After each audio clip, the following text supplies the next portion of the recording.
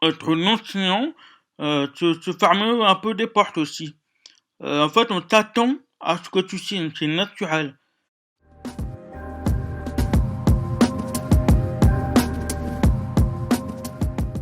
Bonjour, bonjour, s'il est malentendu, vous avez peut-être pu remarquer que je parle.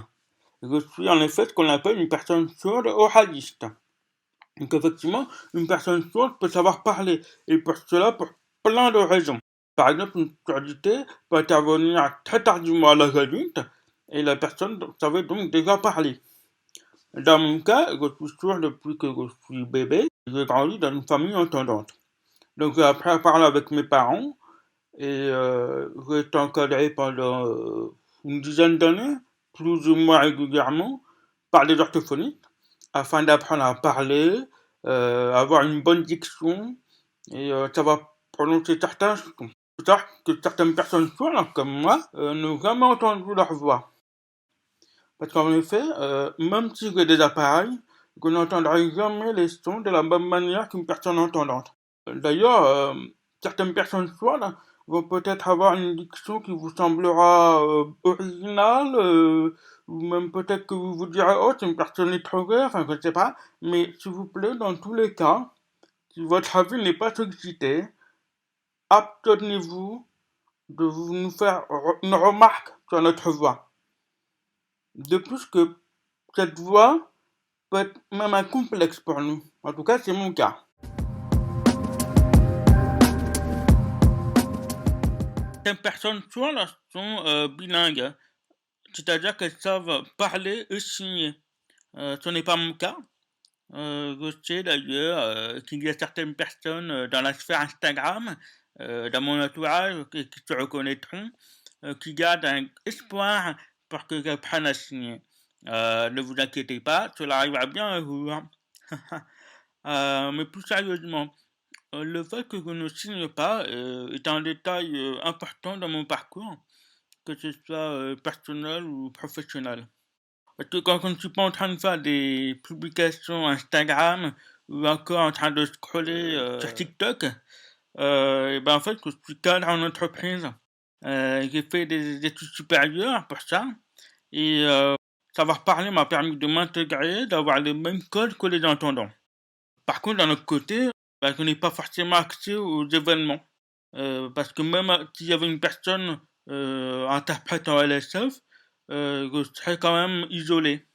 Je dépends beaucoup de la lecture labiale, du sous-titrage et de la technologie.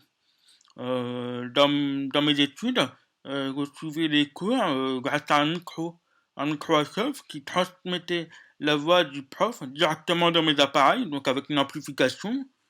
Et puis, je m'arrange aussi avec mes camarades pour la prise de notes, pour réussir à suivre les cours.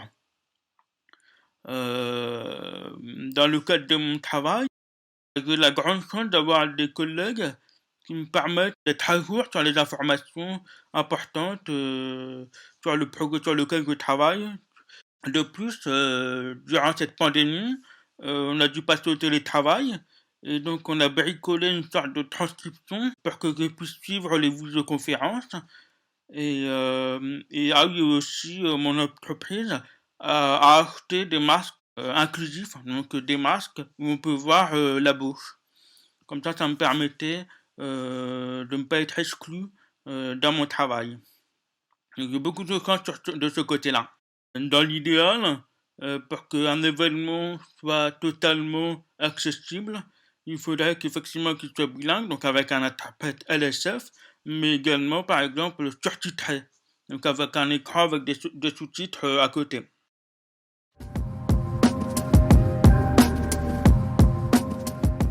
Comme je le disais tout à l'heure, être oraliste ouvre naturellement une porte sur le monde des entendants. Mais c'est aussi être contraint de justifier son handicap. Je m'explique. On attend d'une personne sourde qu'elle signe. Autrement, si elle parle, ça veut dire qu'elle a une surdité légère.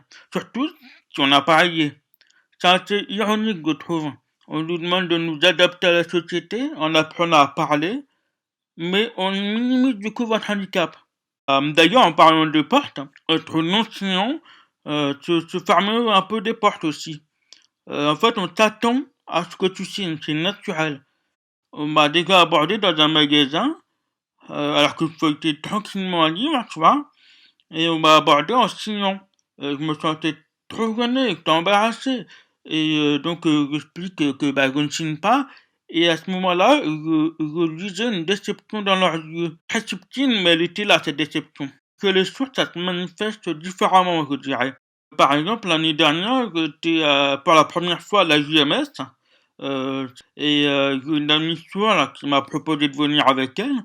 Et s'il n'y avait pas eu cette amie sourde, j'aurais été vite perdu. Je me serais senti isolé. Parce que les gens venaient instinctivement en signant. Et du coup, bah, je paniquais un peu. Je voulais pas les décevoir, mais en même temps, je ne pouvais pas signer. Si j'avais tenté, ça aurait été irrespectueux. Mais du coup, dans ces cas-là, on se sent faux. On a l'impression de ne pas être un vrai sourd. C'est psychologique, hein, et ce n'est pas de la faute de la communauté sourde, hein, je précise. En fait, je suis très timide de base. Même dans un événement avec des personnes entendantes, je n'irai pas spontanément vers les gens. Mais du coup, là, il y avait cette barrière de la langue, de la culture. Mais grâce à mon ami, j'ai pu apprécier l'événement. J'ai vu des gens très talentueux là-bas. Donc voilà, donc il y a quand même cette barrière et c'est dommage. J'insiste bien, qu'il n'est pas question de dénigrer la LSF ou de favoriser l'oralisme. Pour moi, je pense que les deux peuvent cohabiter et qu'il est important de mettre en avant la LSF, mais également de dire, voilà, tous les profils existent dans cette communauté. Petit aparté, parce que le parallèle est très intéressant, j'ai des origines asiatiques, et du coup, je retrouve aussi ce sentiment d'illégitimité. Les personnes non asiatiques, les personnes blanches plus particulièrement, s'attendent à ce que je sache parler une langue comme le tamoul. On attend des codes, des clichés, des stéréotypes, tandis que chez les personnes asiatiques, elles cherchent en moi une personne de leur communauté. Et dans tous les cas, on retrouve un peu cette petite déception, comme avec la LSF. Donc, c'est intéressant parce qu'il y a deux points de vue. Il y a le point de vue, entre guillemets, de l'exotisme, où la personne entendante ou la personne blanche s'attend à ce que tu répondes à certains standards, tandis que du côté des personnes de minorité, on s'attend plutôt à quelqu'un qui fasse partie de la même communauté. Mais du coup, ce que je peux souligner de manière très légère, c'est qu'il y a un manque de représentation. Parce que tout aussi bien dans la communauté asiatique que dans la communauté sourde, on a des profils variés et multiples. On ne peut pas généraliser en disant le sourcing, les personnes asiatiques sont bilingues, par exemple.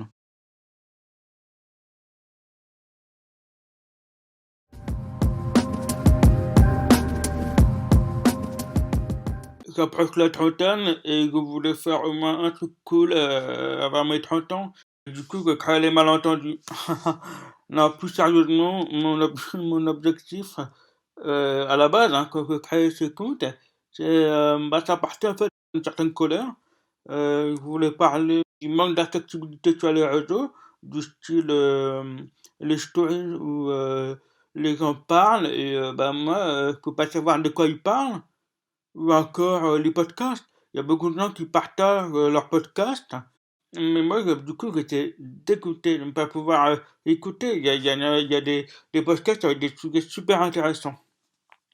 Mais avant ça, pour bien faire, je reprends les bases, expliquer la surdité, montrer qu'il y a différents types de profils, avant de manifester mon désarroi. Du coup, je voulais aussi montrer qu'on peut s'affirmer en tant que sourd. Mais donc au final, je voulais quand même aussi dénoncer un manque d'accessibilité globale pour les sourds. C'est pour ça que j'ai parlé du manque d'accessibilité au cinéma, à la télé, à la radio. Et encore, il y a plein de sujets dont j'ai pas encore abordé, comme la LSF. Mais je rappelle quand même que je ne suis pas la seule initiative sur ce réseau. Il y en a même sur TikTok, sur YouTube. Croyez-moi, la communauté est très présente sur les réseaux. tout ce qu'on cherche, c'est être entendu. Parce que pour l'instant, on est mal entendu. Vous l'avez la blague?